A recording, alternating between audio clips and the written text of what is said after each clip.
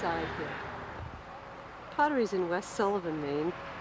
You can see the grounds and people visiting, and the dog Ailish, and that's Ruth Vibert talking to Maura McHugh, an art teacher at Mount Ararat, and Denis and Wayne Mavis in the background. And we're going to take a look inside the shop now.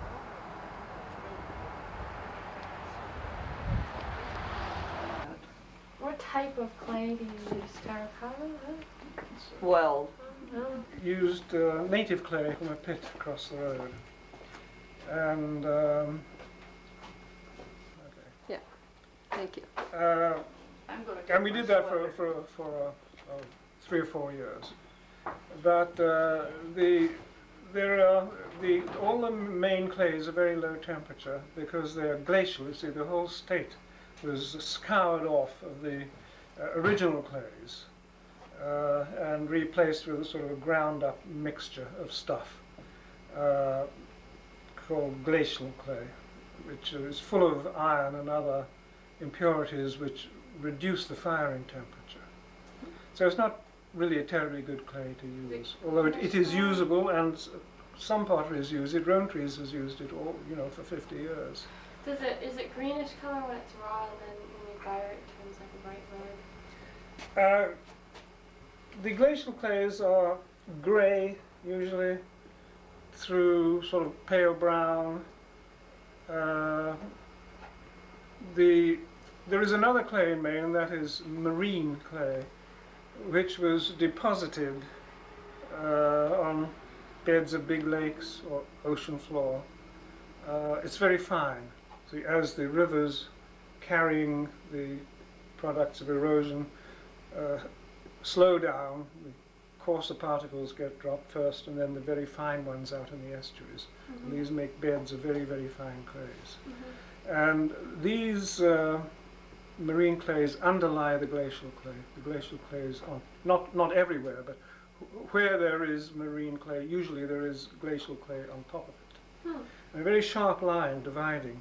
In the pit over here where I dug, there was about 8 feet of glacial clay, and then mixing only for about 3 or 4 inches, and then marine clay.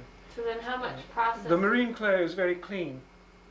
But it contains soluble salts which cause problems, both in you can form it perfectly well, but scum comes out on the surface which interferes with the adhesion of the glaze, and it also, if you're firing in an electric kiln, it fumes badly and fills the air with salt fuels. We had a student that dug some out of his backyard and topped some, and it was green, like mossy colored. Was it very clean and sticky? It had a lot of sand and stuff in it. Oh, that was probably a glacial. Yeah, and then it fired up this bright orange. It's kind of neat. So the colour they threw fire. it. Now all the Maine clays will fire to some kind of a red or reddish brown. Yeah. But depending on the temperature, a clay that would fire pale orange at a fairly low temperature would gradually get deeper as the temperature increased, and very much harder, until it became a very dark red. So now when you use the clay that you dug, was there a lot more process to getting it so that it was easy to work with? Oh yeah, well that was another problem with it. It had to be completely cleaned, which meant that it's extremely difficult to screen or sieve clay dry. You'd have to grind it. So what I did, which would be the usual way of doing it, would be to make a very soft mud, a batter consistency, and then run that through a screen, whatever size you want. But then you're left with a clean batter instead of a dirty one, and that has to be stiffened up. There are machines to do it that they would use in factories, and Rowntree has got a filter press. But I used to do it I had a big stove here, very, very long, covered with soft brick, and with an edge on it, bale the slip, it's called, wet clay onto it, and the bricks being porous would absorb the water out of it. and then the clay would be stiff, and then it had to be wedged a lot. But then you're stuck with all this water in these bricks. I mean, gallons and gallons of it. And that had to be driven out, and I do that with the stove, which made it like a Turkish bath in here. So it was, the whole thing was kind of a different place, make a mixture. This one comes from Ohio, and it would be used to make any industrial product, fairly high quality bricks, flower pots or whatever. Burns red and has fairly low firing temperature. This is a clay from Kentucky called ball clay, and its function in the mix is to make it more refractory, which means withstand a higher temperature. It's also very, very plastic, so it adds plasticity to the mix. And this is a fire clay, which is fairly coarse, gives the mixture tooth, and also opens the body so that the water can dry out more easily without cracking. They're mixed in first in this thing. Do you want the noise of this? We can make it. Sure. Make it. You have to. Well, yeah, but I get it away. It needs cleaning. Wow. It's dirty. You have to clean it out before using it. So you put the It's three. easier to let it dry before cleaning it up. Oh, you put the three different Well, dry powders and water in here. Mix the Ruth, put in dry, and then the thing is run, and it mixes them. These rollers are heavy. It's very heavy, and they ride like that on the clay. And then there are two plows which place it under the rollers, and the whole thing turns around. Well, then when the dry mix is fairly complete, which is only about a minute, and you start pouring water into it, Nice. and then it bubbles up. Make it go. Isn't it amazing? Woo! Floor is vibrating. And you try to keep your fingers out of Yes, vibrating with the Viberts. Neat. it. So that's the first, some things. That's not everything. This is the clay.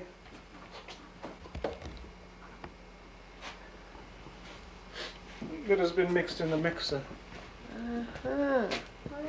But it's not ready to use because we have a pug mill. Now, if you didn't have a pug mill, you could take this. You have to.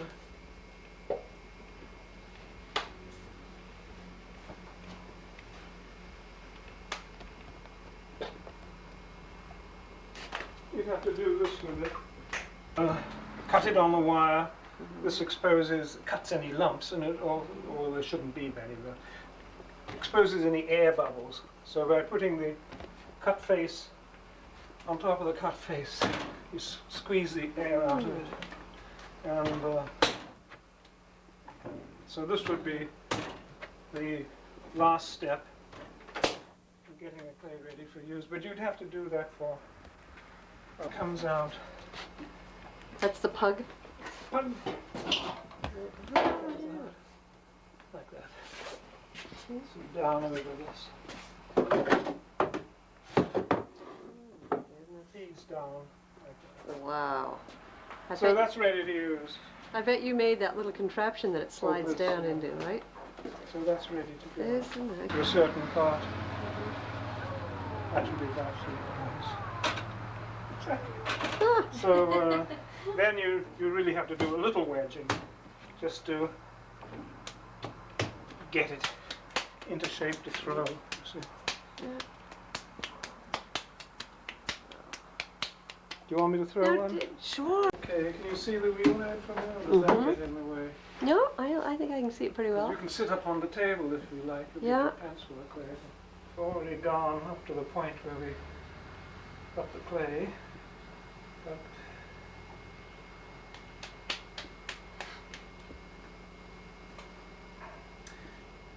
this, incidentally, is called a bat, and it's made out of plaster. And well, it puts this on the steel wheel head and throw the pot on that. The purpose is it isn't essential to do that. You can throw directly on the steel wheel head, but then it sticks, and to take it off you have to draw a wire underneath it and lift it off, which tends to deform it. This, take the whole bat off, and so the pot doesn't get deformed. Also, the vat, being porous, sucks water out of the bottom of the pot so that it evens the drying, which would tend to be from the top mostly.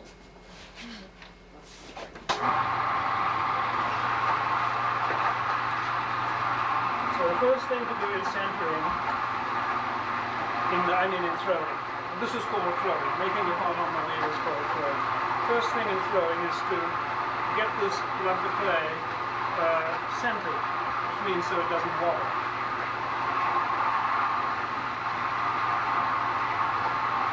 Essentially you do this by simply pressing on it.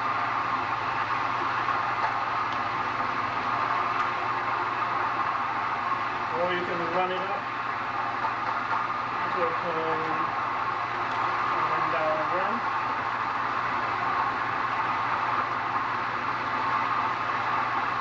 Now, depending what you want to make, if I were going to use this amount of clay to make a thin, tall vase, this would be narrow after that. But I'm going to make a bowl, and this is approximately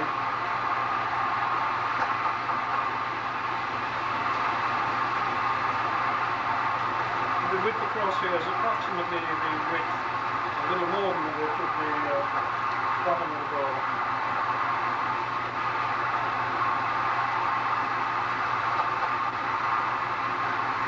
So the next thing is to open the piece of clay up, make a hole down the middle, and you have to keep wetting it so that it slides easily within your hands. If you don't, it will stick your hands and pull. So this is sort of a lubricant. The water and the clay it picks up lubricates it. Slippery, like mud, which it is. Then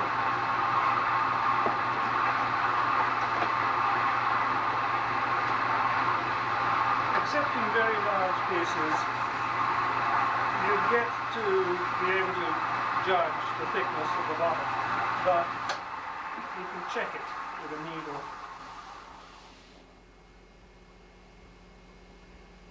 That is the thickness, so that's about okay. So open up the bottom by pulling my fingers across it like that. The reason I pull it is because there's a good deal of resistance, and one doesn't have an awful lot of strength moving a hand like that. So I pull it to the other hand.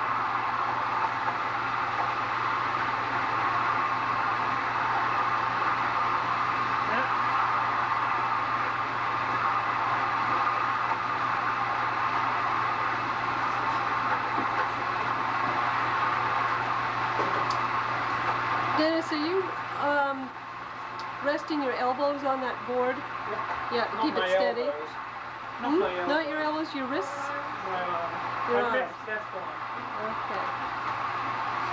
Does the wheel have certain speeds that it goes that you can adjust it, or is that the perfect speed for you as far as you develop that speed? Or usually have that, that kind of flex. This is the only speed it will run on with a motor. But if you just watch, now you have to be slowing it down. I was watching it. So this is for flattening the bottom. Not always entirely necessary, but good anyway. And then using a sponge to keep the clay wet, running water on it. First of all, it's important not to let a pot get wider than its eventual width is going to be. It's fairly easy to pull it out. It's very difficult to push it in. So you have to keep it in towards the center of where it will eventually be. Now, this on the inside, opposed to this lift. See if I can use the sponge here.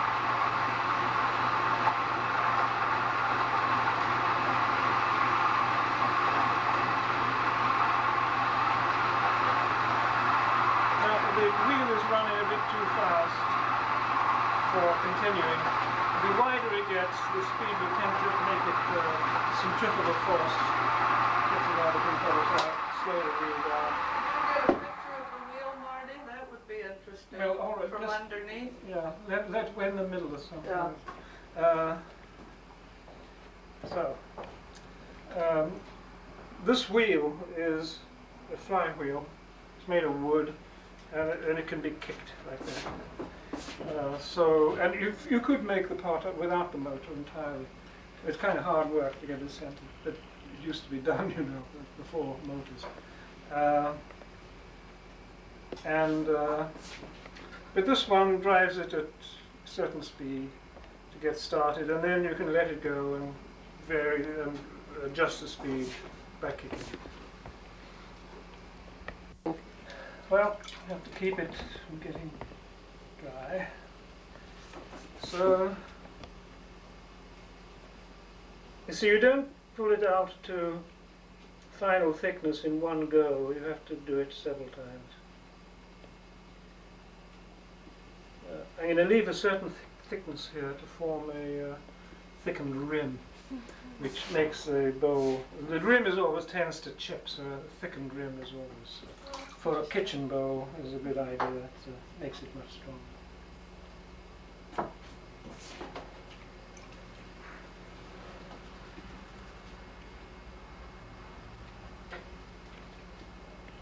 Clean it out.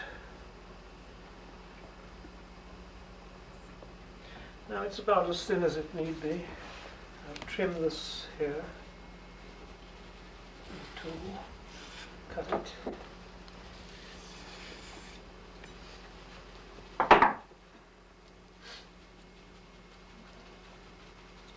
And this little profile will form the rim there. Oh, And I use the straight edge. Actually, I have to get a different one. No, this little one. To finally form the shape. now this is all going on that same kick. I mean, it's spinning quite slowly. You don't keep kicking it, do you? Or are you No, kicking it still? it goes quite a while. Yeah. If I want to keep it going, I can give it another kick.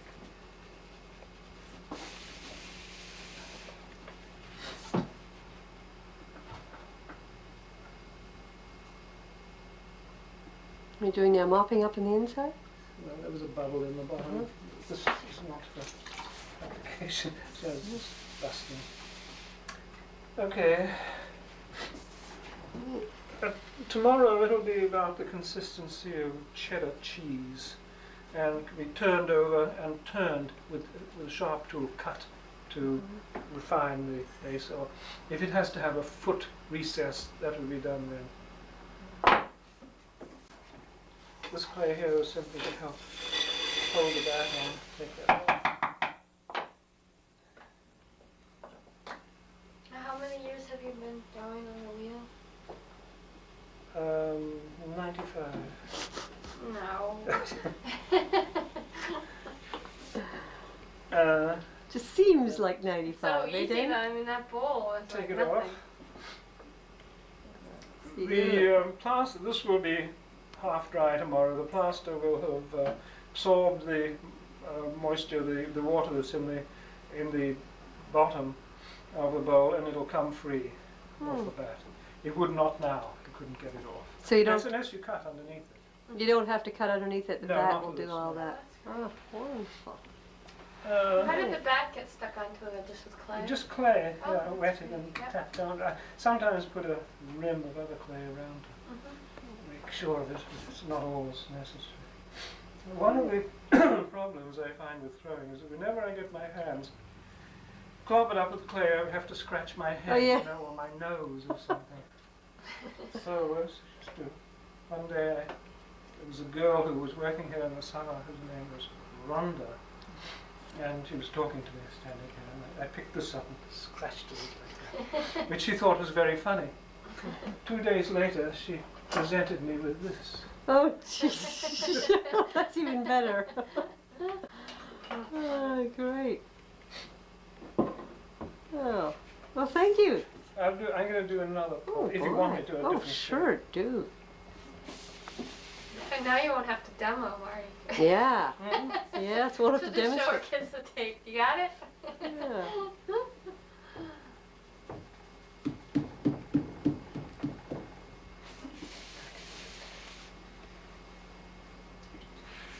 This wheel is totally electric. It's variable speed from Yeah. that pedal. Yeah. I don't like it, but most potters use those now. Yeah, those are the kind we have at That school. type. We have those, and we have pure pick wheels. No. Oh, your seat looks like custom made. Yes. I don't know which is going to wear out first, that seat or my backside. Mm.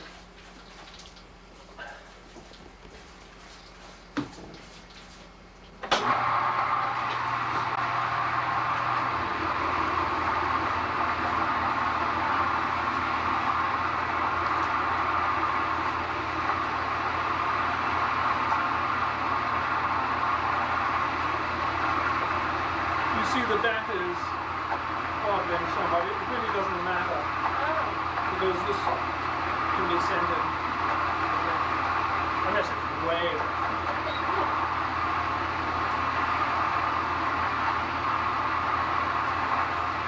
Sent.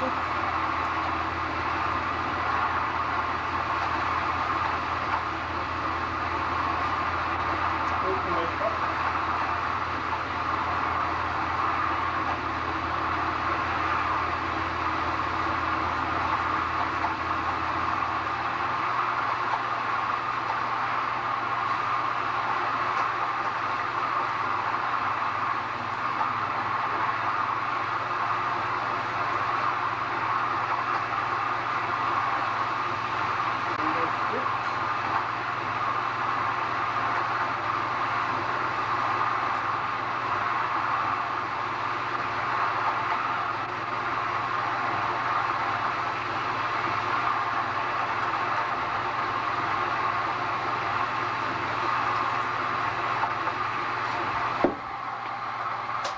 One starts most forms with roughly with a cylinder.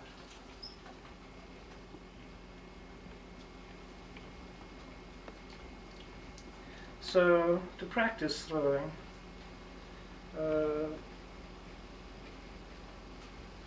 students really should practice making cylinders, because if you can make a decent uniform cylinder, that's about it. You know, you can shape it into anything.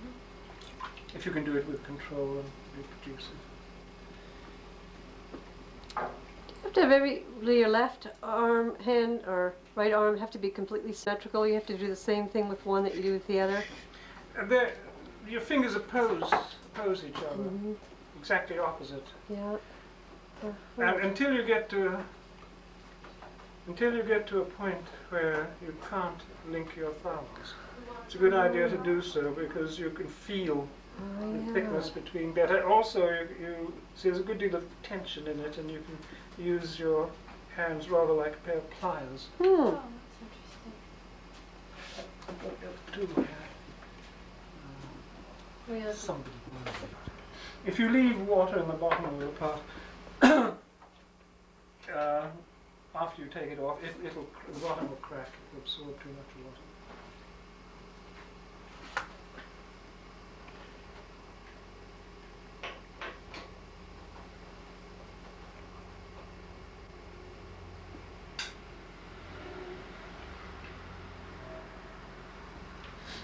You can use various tools that are shaped in various ways.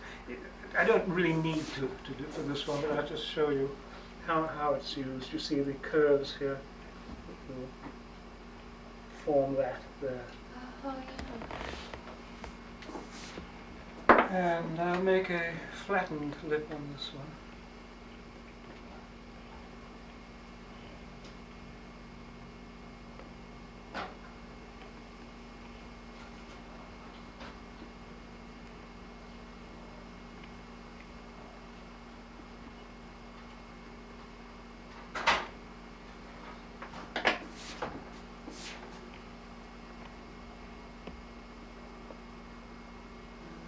That's a beauty. There's always a bit down here to pare off because your finger's not being square, so leave a little sort of skirt there. Lovely. Yeah, that's an interesting tool.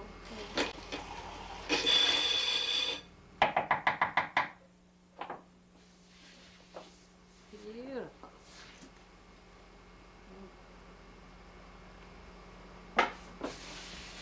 Do you end up recycling a lot of your clay? All of it. Yeah, so.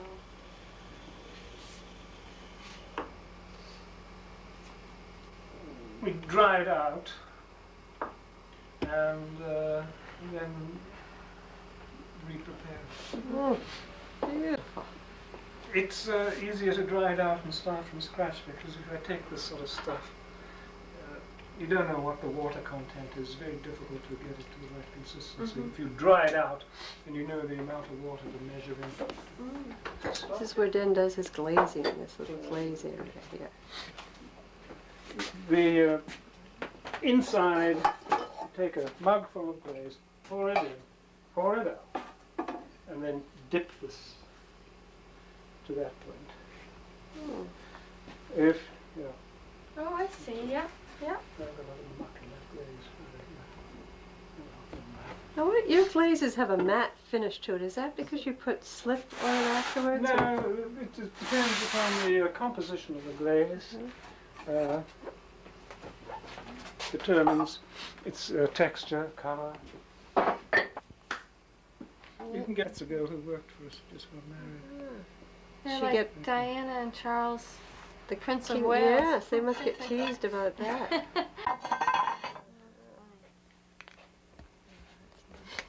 I'm always tempted on those to write, united this day in holy deadlock. You're right. We have a Martha and Charles. Now the pots are stacked up on shelves which are separated depending upon the depth, upon the height rather. Oh, yeah. Oh, the famous plates. I don't know what's underneath that. More That's plates, I think, okay. by the Yeah. thickness. Oh, your I'm getting an awful lot of that spotting. why's that? Something in the clay.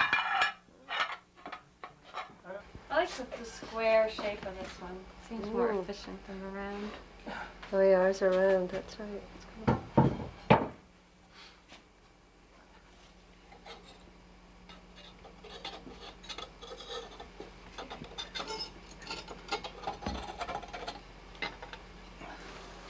These are called cones, parametric cones. When they're only used once. This is an unused one. And I put in a little pat of clay. And they're numbered, and the number corresponds to a temperature. So this is a certain temperature, and this is the higher temperature. This one is to give warning, and also to adjust the kiln to slow it down when that one goes. And then this is the finishing point. You turn the kiln off. So this is, and they're throwaway now. So And you can see them. Do you have a peephole Yeah, to through look here in you and can see them? see them. They were placed down in there. Okay. Oh, so they don't automatically show. And there's Ailish. Hello, Ailish. You hear your name, don't you? You going to show us the outdoor kiln? Yeah, it's a gas kiln, isn't it, Ailish? Here's the outdoor kiln. Wonderful. Upstairs part, the shop part of the operation. We have an upstairs of a barn type of building that the shop is in, and it isn't open for business yet, but you can see that they're trying to get it ready. Usually there's artwork on the walls, and you can see some of the pottery wherever going up the stairs now. This is a wood block, the actual block used for a wood block print by Dan Miller, who's a very good friend of the Viberts and who's been showing his work here for almost as many years as he's been making pots. Look at some more of the hanging planters up here. Up in the loft areas where Ruth does the packing of the pots, and she used to do shipping. We'll come up now and see the rest of it. She can find that. You can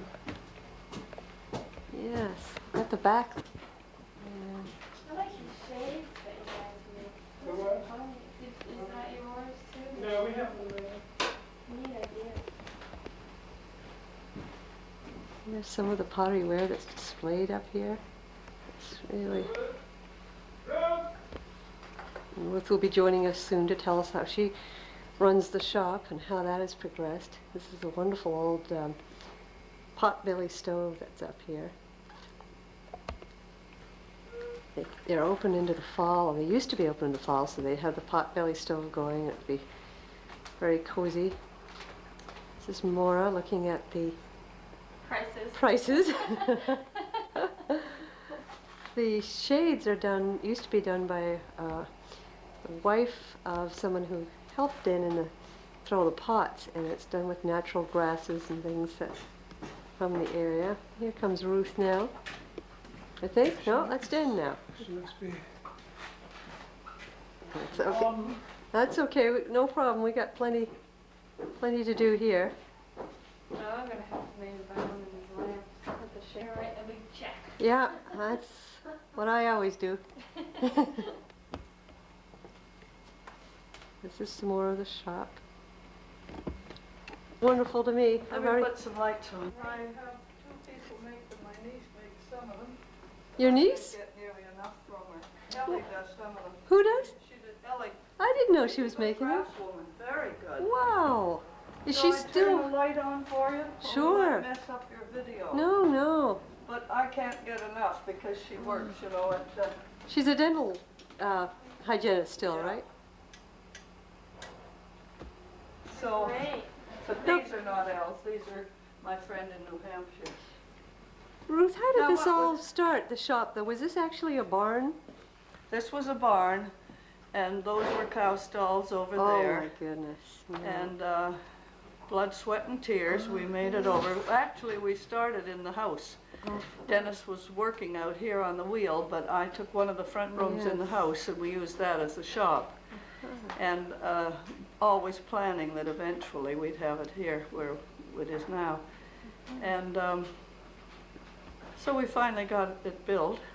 We had the steps back here at first. That was a bad idea because everybody was tripping through the shop and the of course. workshop, and Dennis didn't like that.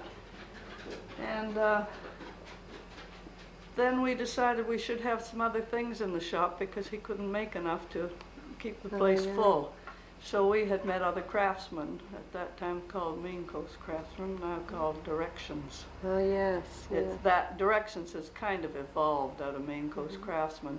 And we used to meet down at the Farnsworth, and we met a lot of other people, including Stella and Chevis, printmakers, and other people. And so I started buying from them. In fact, I borrowed a little money to start buying from them, from Father. And then as it developed, we put the money right back in and bought other things to go along with Dan's pots. Mainly arts and artwork and crafts. Yes. And when did Dan Miller's work come in? Well, Dan came very early. He was I a friend thought. of ours, and we've had his work for many, many years. In fact, we built this panel up here for Dan's Oh, work, but we yeah. haven't got the prints up yet. You're a week too early. Yeah, I know. And Now, didn't you had a fire here too? Is that when you changed where the steps were? that's right. Yeah. Yeah, we Oh. had a fire. The shop was gutted here. We were very lucky. We didn't lose the buildings. Mm. Everybody was here, 4 fire departments, including Ellsworth. Good.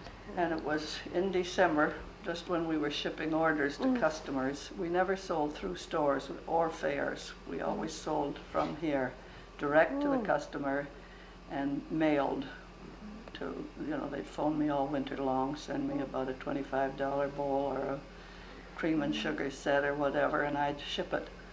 And of course they paid the shipping.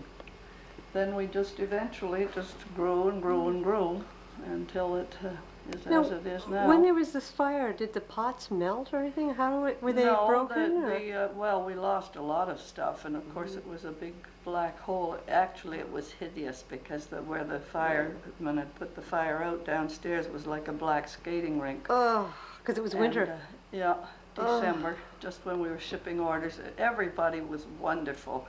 people at University of Maine, customers of ours, and the faculty up there came down. George Manlove, English department, came down with his nightgown and toothbrush and an old pair of overalls to help us clean it up, and other people pitched in. We even received money from a check from friends of the pottery. Not a huge check, but it was heartening that people wanted us to get going again. That was the nice part about it. And one woman phoned and said, now you must be having to cancel a lot of your Christmas orders. Just send me the names. I'll get a form letter and send. Everybody was incredible. So, really and then wonderful. when it was caused by an electrical thing. We'd had a rather rotten, I guess, electrician. It was not the kiln. The kiln was not the culprit. That's good to know. And somebody asked me to sell it for them. They needed some money. I don't know. I've gotten rather fond of it since I've had it up there.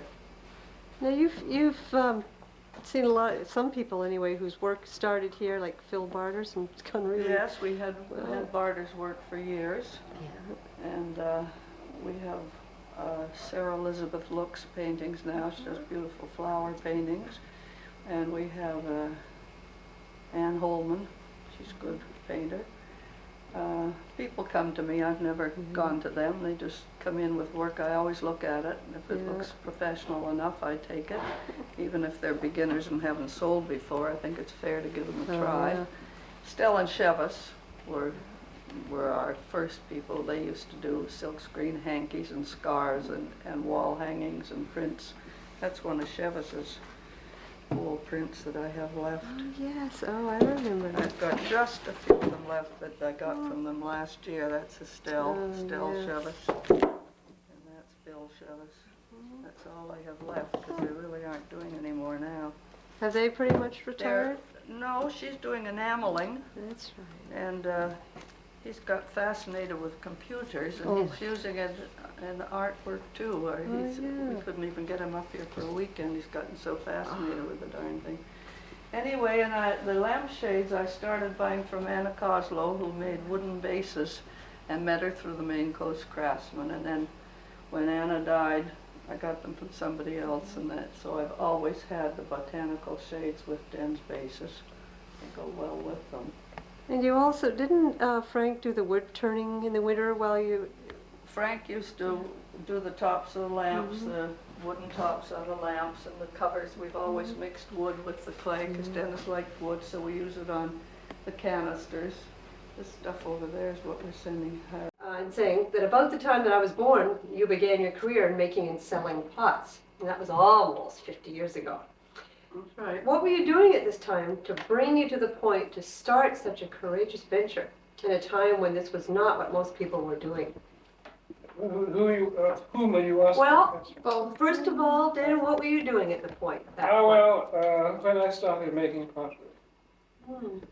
Well, before that, before the war, which was World War II, I had been at college, London University, and then I'd done a certain amount of mucking around with other things, and then I joined the Air Force, British Air Force. What was the mucking about? I remember you talking about tomato farming. And No, like that. let's not get Okay, that's fine. It's too complicated. Because of war. So when I was out of the Air Go Force, lie down. when I was out of the Air Force, wondering what to do. Nothing that I had done before seemed to be applicable or possible.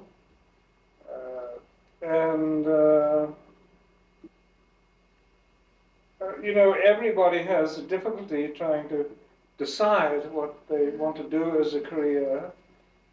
And in fact, I still haven't decided what I want to be when I grow up. but anyway, I think other people.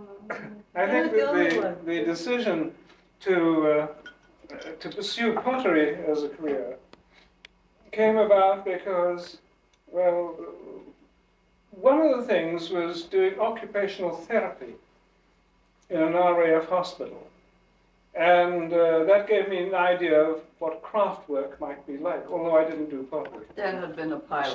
She's Oh, going you didn't do pottery in the she's area? going to pull that all apart, Ruth. Now, had you ever done any, Uh, was there ever any of this sort of stuff going on in your family? Did you No, ever no. use your They're all hands? You were lawyers. from a family of lawyers, I thought that. Yeah. Anyway, Dan was in a The- hospital, the, RAF hospital, and did therapy. so I decided there that it might be a nice idea to be some kind of a craftsman when I was out of the Air Force. Come on, Uh, come on. Oh. and it could have been really anything. See, I didn't go into pottery because I was fantastically interested in pottery, and I certainly didn't get to it, as a lot of people do, through art school or interest in art. Art had nothing whatsoever to do with it, as far as I was concerned. But I saw it as a way in which I could possibly make a living, being my own boss, without an enormous investment. I had had just a tiny bit of experience shuffling papers around in an office, and I didn't want to do that. So, I could have become a shoe repairman, or a carpenter, or a blacksmith. Somehow or other, it just happened to be pottery. I suppose I must have had a certain sort of inclination towards that. But when after the war, we came back to Ruth and I came back to Montreal, which was her home. I really was playing around with the idea of woodwork, and one of your father's friends referred me to a man who said he'd give me a job in his woodworking shop. Oh, who was that? I don't remember his name, but I went down to the woodworking shop one day, and the boss man, who was your father's friend, said, "Wait here," and I waited about an hour, and he didn't appear. And I looked around the workshop, and I thought, this place is hideous. That was the end of that. That was the end of that. So anyway, so I enrolled at the school, which had been a part of the Beaux-Arts, but had split off, and eventually got to be called the École des Arts et Métiers. School of Arts and Montreal. Crafts, and did about a year there. And then we came down here and started that. But so I don't know if that answers your question. Oh, it does.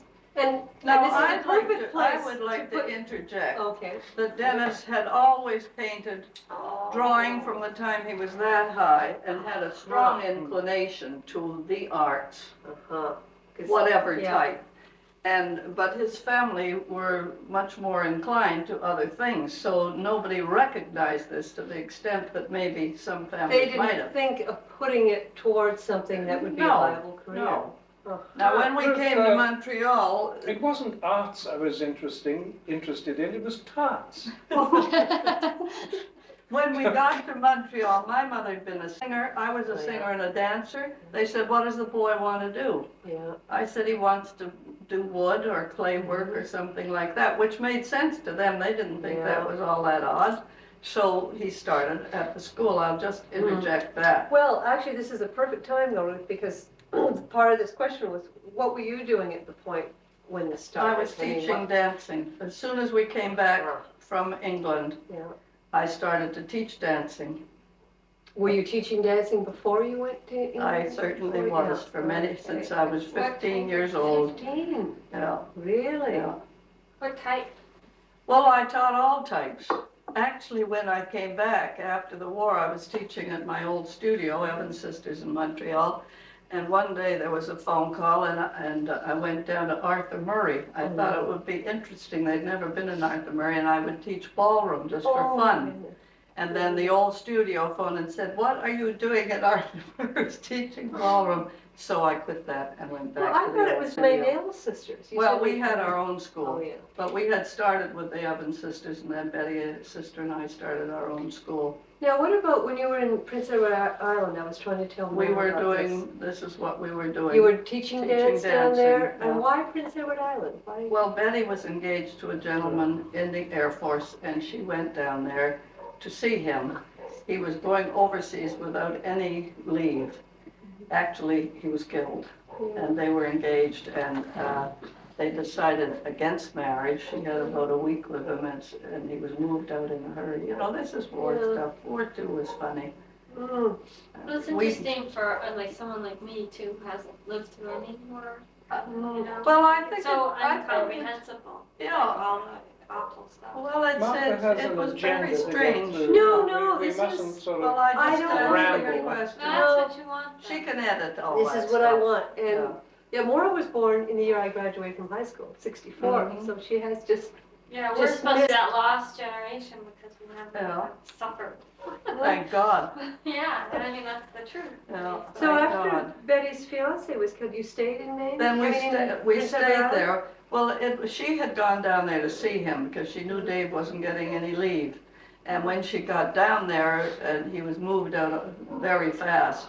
And then she started a studio there. She had met people. She was running a dine and dance club Oh, yeah. to make money while she was there. She met Oh. somebody down there, and they said, "Do you want a job to manage in this Oh, place?" The yeah. V Club. They called it the Victory Club. And I went down to see what she was doing. Parents thought it would be a good idea, needless to say. And we both loved it, so we Oh. stayed there. And then we Maura started our spent a lot of time studio. in Prince Edward Island and loves it too. Well, the man That's where we who met. the man who owned this club gave us a huge room downstairs and said you can have this room for your studio. And then Betty was still managing the Victory Club upstairs, which was a dinner and dancing place. Well, this isn't really of interest Yes, to the it pottery is. It business. is. It is definitely of You interest. can cut this as much. Yeah, exactly. Well, We got an editing machine at She's school. just doing this for her own information. Well, that's She's- true too, everything, but it all Just just being sort of nosy. fits in. It's the romantic at heart. So when did you that's meet Dennis? oral history. Well, Dennis Yeah. came into the V Club one night, the Oh. Victory Club one night, and Well, he first came. of all, I was there because I had been sent there He was a pilot. on this course, you see, which was called General Reconnaissance. It was actually sort of anti-submarines. They couldn't train in England because of the war, so they sent Uh-huh. the English boys over to train here. And he started up to the Victory Club where everybody went and had dinner and danced. But they came to the second floor instead of the third floor. And Betty was upstairs, I was downstairs teaching some English boys ballroom dancing. Oh my goodness. And Dan came to the door and opened it, and I went to the door, "What do you want?" And he said, "I'm looking for the V Club." I said, "It's up another stairs." So he poked his head in and said, "Well, what are you doing?" And I said, "I'm teaching dancing." He said, "I think I'll have lessons. What about you, Fred," or whatever his friend's name was? And he said, "Oh, no, I don't think I need any lessons." Dan said, "Well, I'd like to sign up." So he said, "Private lessons, please."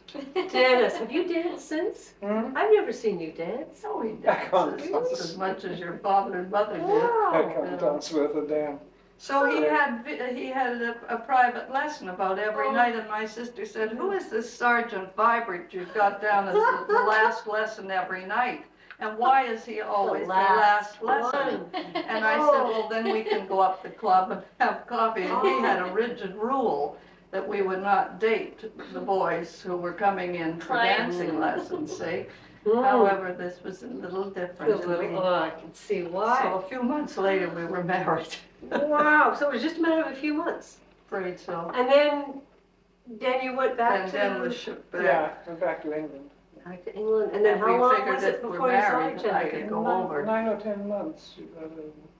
Yeah, you see, if you were married to an Englishman, they figured you'd be living there. So you were able to sign on to try and get on, which I did, and I went over in March. Were you afraid We were the war married was still in going on? June. No. It certainly was, Very much so. very much so. Were you Ruth afraid came to over go over a there? convoy. I was in a kidding. tiny Swedish merchant ship in a convoy, No. and there were only 18 passengers who were not. Some Great. American intelligence boys were on. And they simply notified you, "Go to New York, stay at thus and so hotel," was the phone call I got. And I did that, and the next morning a taxi came and asked for Ruth Manel, and I went down and got in it. And they took me over to Hoboken and dropped me on the dock, and Was your heart pounding? Were you scared? You didn't know really what you were getting exciting, into. I must say. Yeah. And then I saw this boat out there, ship, and I said, well, can we see the ship from here? And they said, that's it. And it was this small Swedish merchant You said Ruth ship. Manel. Were you not Ruth Vibert at that point? Well, I was. Yes, she Oh, was. well, Ruth Vibert. Yeah, excuse me. okay. Yes, I was Okay. married. Yeah, I couldn't have How gone. old are you? otherwise. Were you? Oh God, I don't know. But- Three. I don't know what. But I remember what age too. from that. You'll have to Were ask you a Sister teenager or- still? No, No, no, no, she I've was been actually- teaching dancing. I was she 20, was 20. 27. Well, it was not 27 when I went over. You were 26 when we were married, and this was roughly a year later, so you were 27. What's that? Well, Really? Anyway, I remember a story too that you're telling that you told that when That's you right, 26 when you I were was going to married. meet Dan again, you couldn't remember what he looked like?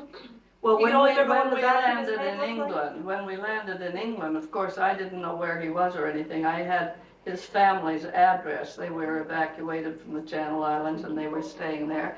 And so when I landed, I knew that I had to go to Reading, and from there somebody would meet me or something, but you couldn't contact them. But my mother had sent a letter and said, Ruth is going to visit Ken for a little while, Ken being Betty's husband, who yeah. was in England. And Den's mother picked up on that, and Den was home on medical leave. He was in hospital and was on medical leave and happened to be home. So when I arrived in Reading, here was this guy there, and I'd never seen him in anything but an Air Force uniform. And I'm standing in the station looking around for an elderly mother and father or somebody.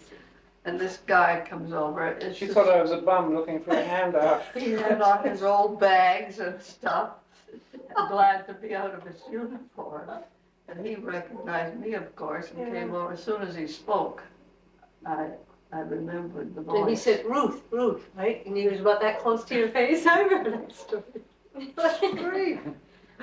It was very funny. So how about then when you were Let's in get Montreal back to for the a while? business. and We're you not came- here for telling our life story, Oh, it's dear. Come wonderful. on. When you came to Sullivan because you had relatives here, Ruth, or you had ancestors. We were or- on our way to New Brunswick, really, weren't we, Dennis? We were looking for a place to buy, In Canada. to start this thing.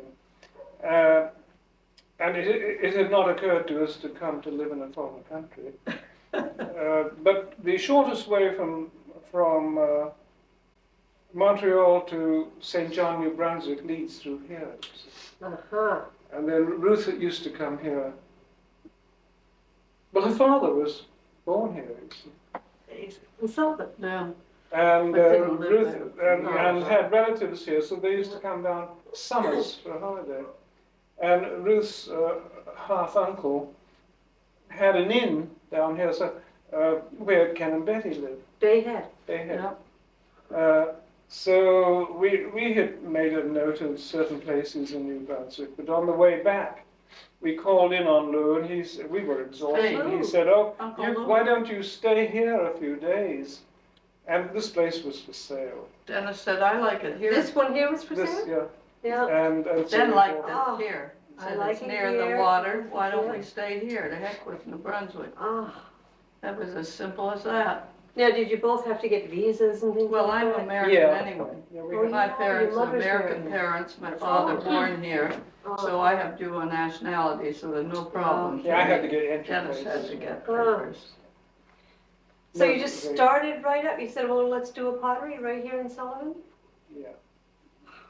Now we get to the And difficult how long ago bits. was that? It I wasn't lost even- track. Don't ask. I've lost It was track, too. 1948. 49. Oh, all right, I'm 1948. always a So year you've or been two here for a up. long time, and you put down roots right away in a place Well, that you wanted to be. we were here and then we went back to Montreal because we landed For it. the We were winter. here in the This fall. place It was a wreck. impossible. Had no plumbing, no nothing. And we didn't know. The barn one was a end from the ruin. other. Did you buy it and then go back? We bought it Yeah. and we went back for the winter. In fact, we went back We and tried then phoned to- them an offer, which they Hmm. accepted. We tried to move in for the winter, but it became impossible. Mm. The And we place didn't know was- where to get any materials or place anything. was a wreck. It's really kind of, what young However, people we do. came What year back. Yeah, was that's this neat, house isn't it? built? Is this an early 1800s? Probably This about place is about 150, 130 years, 140, 50. 130 years old. Yeah.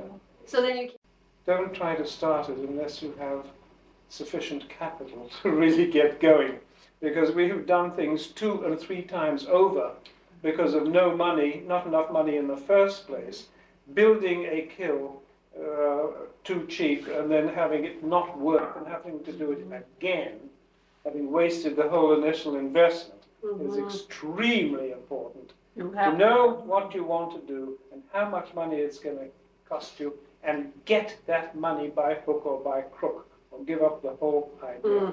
Because then it then doesn't you're stand fit. knocking out a whole segment. No, we did not of do 4 hours. that, and it was a great struggle to get back because we were very, very poverty stricken. partly because we didn't accept money from help that we might have been able Well, I to don't get know. it. And of course, the America, possibly in the Canadian services, I don't know, but certainly in the US, they had all kinds of grants and education things, the GI Bill. But the British forces had nothing. They gave you Suit of a lump clothes. sum of money and kicked you out, and that was that. And that was it. You see, there was no, you couldn't go to college or do anything, and you couldn't get grants They to couldn't because they were wiped out. Yeah. start businesses or anything like that. And of course, they would have So wanted it you to was, start it over was there. pretty, Well, I don't think they'd have cared, but they simply Well, didn't well. get that. it was pretty tough getting going. Mainly, there were 2 things really. And I'm trying to keep this relevant to problems of getting going.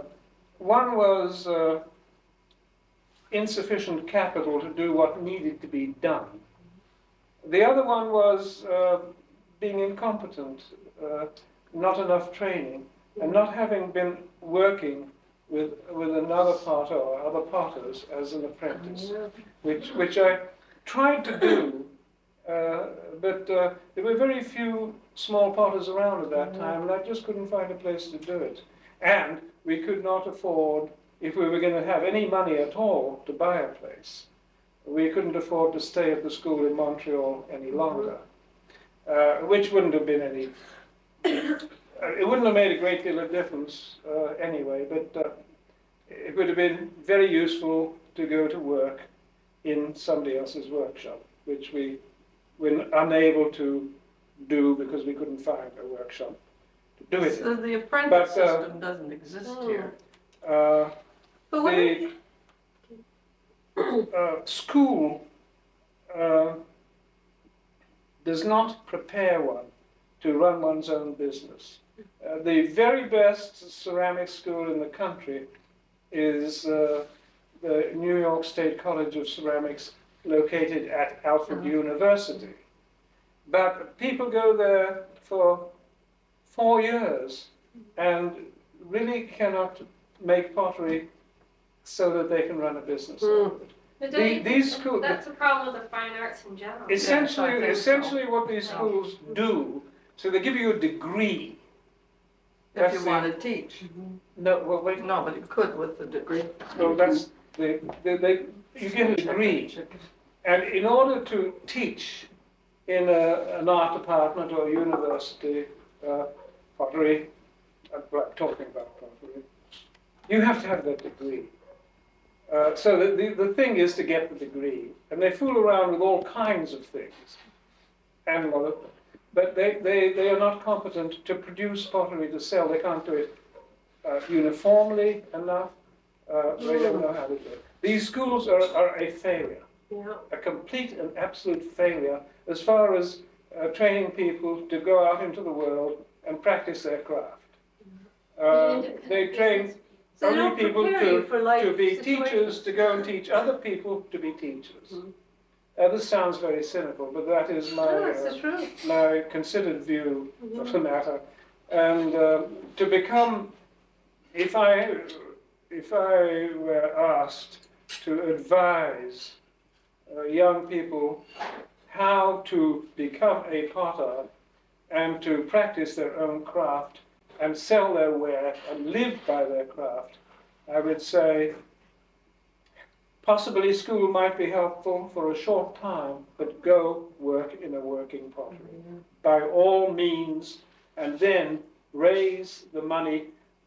By working in another pottery, you will find out the cost of things and how much it will cost, and get the money. Don't fool around with not enough money. You will waste it. Mm-hmm. And then you'll have to raise the money. Okay, here's another question though, Dan. I see that this was this incredible struggle in moving down here and coming up against all these obstacles.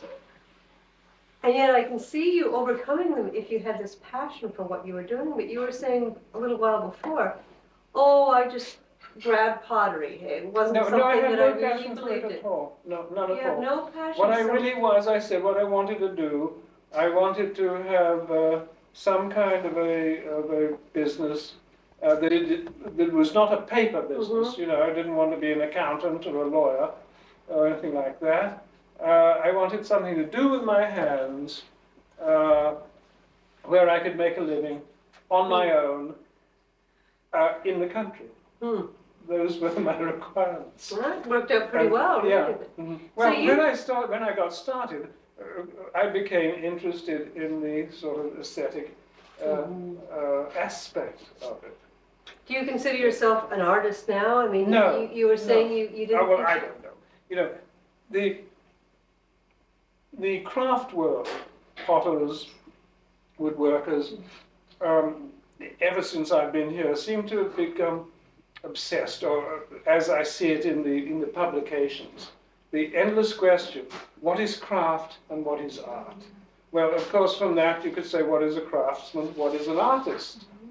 And I think it is absolutely a stupid question, and it's never resolved. But it's one that craft people love to talk about and write about. You see. And I think possibly because they would like to be, craftsmen would like to be considered artists. Artists, like painters, musicians, don't care. They know they're artists. But there's always a sort of thing with craftsmen that they would like to be considered. Well, you have that utilitarian To be Yeah. artists, Purpose you see. for your And I thing. think that's irrelevant, and I don't give a damn, you know, what one considers me to be, a mechanic or a craftsman or an artist or whatever. But a craftsman can make something that is, as So- Laura says, is useful, but it's also a little bit more predictable than artist's work. Don't you think? There is obviously an inescapable sort of aesthetic quality, or otherwise, or some kind of aesthetic quality to anything that anybody makes, from an automobile Yes, to a pie, you know. Yeah. And this applies to pottery just. But I think like a painting or a piece of music in day-to-day usage is useless. I mean, it's like, it's not something that you use. It's like something that you view. Or... There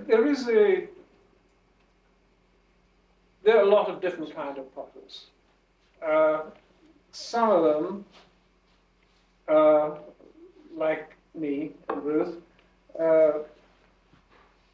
essentially are in the manufacturing business, you know, in a little way. We produce, we make things to sell. Other potters are concerned only with the aesthetics and also with showing, and they make things that are not necessarily useful in any respect other than the aesthetic. And they're not as Yes. saleable.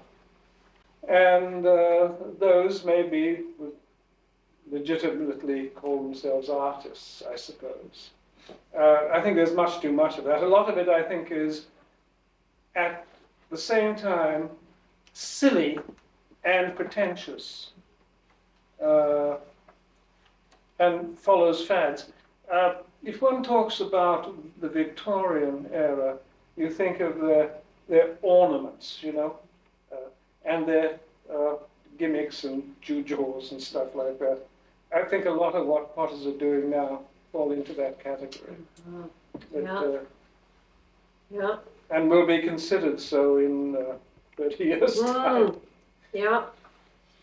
I do have to say, though, that we have never gotten into the sending off too much exhibiting, because we mainly wanted to make the pots, sell them, and buy the bread. That has been our philosophy, is to live here, have a good life, swim at the shore, make pots, sell them, and buy the bread.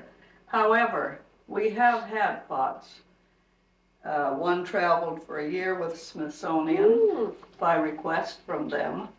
We have had them in the Worcester Museum, Brandeis Museum. We have had one-man shows at Carnegie at University of Maine of Dennis's pottery and paintings. And the Hartford Athenaeum. And the Hartford Athenaeum. The one from the Worcester was picked up by Smithsonian, and they phoned me. We have that pot to travel for 1 year, and friends of ours in California saw it and said, good heavens, we saw Den's pot. It must have been a footed pot. So, I mean, though we have not searched this kind of thing out or tried to make a living by going to fairs and shows, not that there's anything wrong with that if you like doing that, but that isn't what we wanted to do. So what you're saying is it's kind of happening because of its sincerity, of its Well, origin. it's a good pot. Yeah. It's a damn good pot, and it is an artistic pot, or Yeah. nobody would be wanting to Okay, show it. next question. Yes. Well, my And next now I'll question shut is, up, but I did my have next to- question, Ruth, Excuse is me, love, because more the directed towards chicken's you. going Well, you to can't go quite burn. yet, because this one is a very different tack. But my next question was, how has your partnership evolved such that you are equally contributing to the business? And this is what I see as, being so closely Well, involved it all is these years. Before you ask, Ruth, could I make a very brief statement? Sure.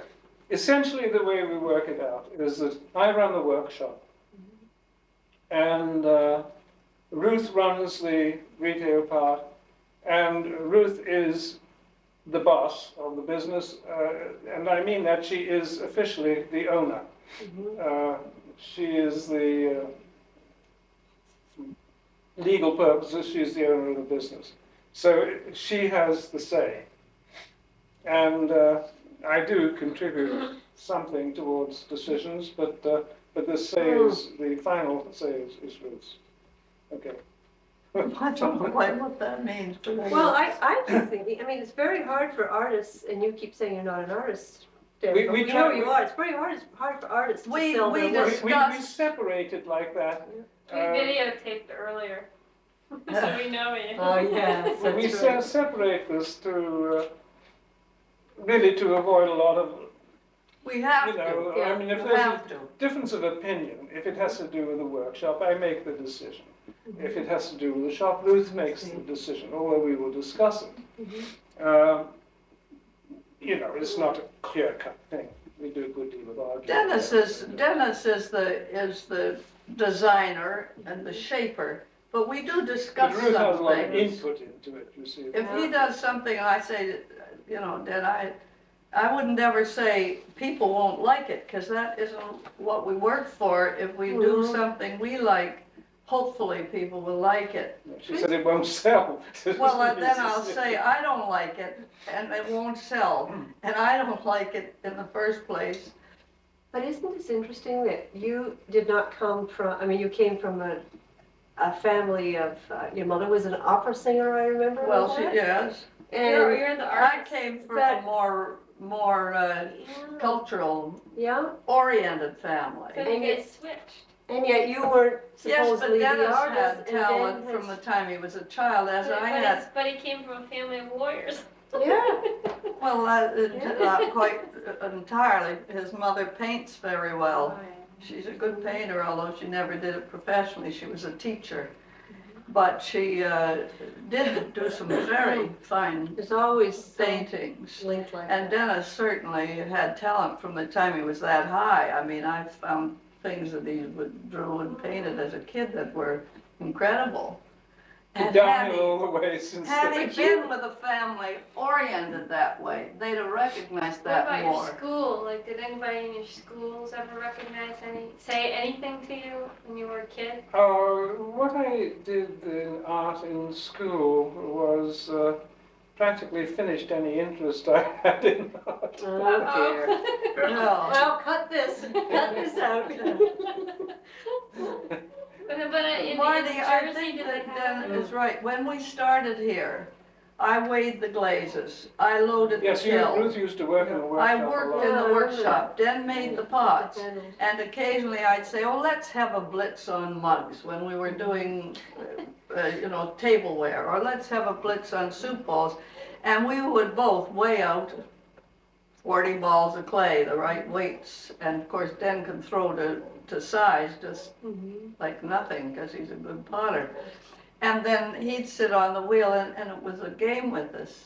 And he'd throw them, and I'd pass him the balls, throw them out, and hand them to him. And that would be our blitz on soup bowls or whatever. So it was kind of a game that we evolved We to make it sometimes more used to throw about interesting. 120. And we do it just sort Pots of a for day. fun, you know. Hey, we need I a couldn't little do it. more soup bowls, and we need a little more money. Let's have a blitz on soup bowls. And I'd weigh them out and pass them over to him, and he just, you know. And 'cause he weren't you was- talking about how you wanted medium-sized lamps? Yeah, Oh, so yeah. he's just made some. So I you- need you- some. I have some shades for them. You saw at some point what the business needed. You Oh, I began to always see had, the I bigger always had picture. that, but I didn't want us to do things, you know, with lobsters on them or anything. Yeah. And I always have respected totally Dennis's work as a potter and never said, that's a lousy vase. If it's a well, in the first place, he'd never made any I thought were. But I have never tried to impose my ideas on his designs. But I think that's a fair statement. But last week, he took one of our best glazes that I happen to love, and so do other people, and he sprayed over the top of the glaze to I don't know why the heck he did it, just fun. And I was very cross at him and said, why are you doing that? And he said, I don't know, I just did it to see what it's like. And I said, well, it's terrible, don't do it again. Fortunately, well, he wouldn't anyway, he was just, well, I hope he wouldn't. But I mean, so I will occasionally say, hey, what are you doing? But you see also, yeah, I'm sure you see, it's a ridiculous question, but that you could never sell your pieces? You could never be up in the shop? Oh, he's terrible. I say, I'm go on not doing downstairs, that. go Yeah. away, go downstairs. I remember when I worked here, I forget, there was someone who, you know how you don't make plates anymore? Yeah. And there was a girl up here, Yeah, we do actually, but anyway. well, you only make it for Just people who a few have for Have one? people who who have need one. started their sets, you know, 40 years ago or whatever. And this girl started to cry because she wanted more plates. And Ruth kept saying, well, no, we have a I'm sorry, but if Well, I you tried to don't. hold And she the said, line. well, my mother-in-law has them and I want them for my family. And I'm just got married and I want to start my own set. And you kept saying, I'm sorry, but we don't do that. Well, Den happened to come in and saw the tears. And next thing I knew, she had a whole set of all these plates because of the tears. And, right? I try to Remember hold the line. Yeah. I try to protect him, I guess is what I'm trying to do. What's Because wrong I with the know- plates? They're He's just too sick and tight. tired of going, And they take up a lot of kiln You see, I space. used It's to- not a machine. Yeah. And I want him to do what the heck he feels like doing. Right. And I did way back then when we quit making tableware, which he also enjoyed the discipline of making. But a point comes when you've done it, you've had it. We're You've getting done too much. thousands But, of people who have full sets. They're going from 4 to 8 to 12. And then you And could- then I don't only want them here in my It, summer place, I want them in New It York. got to a And point it's, that it's like the Sorcerer's Apprentice, it's ridiculous. we You would can't have had go to sort of without reach. enlarge the whole thing. You have to regear. Now, how come you didn't give that job to an underling? Mm. 'Cause Like, we okay, you didn't can wish make- to, Well, for one look, thing. I did have, Plates are hard to make, though, right? no. No, I- I'm talking, we could say soup bowls, the same thing. I had a potter, Frank Stoke, who worked for us for 25 years. And that's what he liked to do, just bash out, repeat stuff. And of course, this made it possible to do this. And I used to do quite a bit of it, Did but love he used to it. do. They both did it. And then he retired. When he was 63, he got Social Security. And his wife's mother died. Doesn't matter, anyway, quit. Anyway, he quit. And I was getting a little fed up with it anyway because it was push, push, push and, firing all the time. And I didn't really try to replace him, but it would have been almost impossible. I was very lucky to get him in the first place. He was a very, very good technical Production. potter. And these people hardly exist. You could get somebody who'd been to Alfred for 25 years and they couldn't do it, you know. They just want to do individual pieces. So They when can't Frank repeat form fast enough. quit, I really had to drop this general thing of making tableware for anybody who wanted to buy it. We'd have had to turn into the logical step would have been to go into some kind of mechanical production. Which was impossible, you know. It would have meant $100,000 investment of machinery and big kilns. Which we didn't want anyway. And, yeah. Would have changed So we the whole really thing. had no option but to drop it. And you see, by this time, Mother was dividing her set between two children, her set of 12. Each had 6 and they want to get up to 12. You're talking of 8 or 9 items. And then Grandma splits her set in every direction, and then these kids, you feel an obligation to try to get them their set up to 8 or 12 or whatever. And it snowballs just like that. And if you've been here as long as we have, if you wanted to set up as a big commercial outfit and could make the same type of thing, you could make a mint. Some but I potters, mean, that isn't there what are we several moved here potters in for. Maine That who have isn't what done we that. want. One is Monroe Saltworks. Oh yeah. We don't want we to do know. Bonema. In We know the Bonhams, yeah, Oh, but that's no, a they different they haven't gone to that Monroe quite. Well, Saltworks they is. do the dishes. Yeah, they jiggers. They've gone into We know them. mechanical kinds of. Yeah. If you go into mechanical kinds of production, you can easily train people to work these machines and do one or two jobs.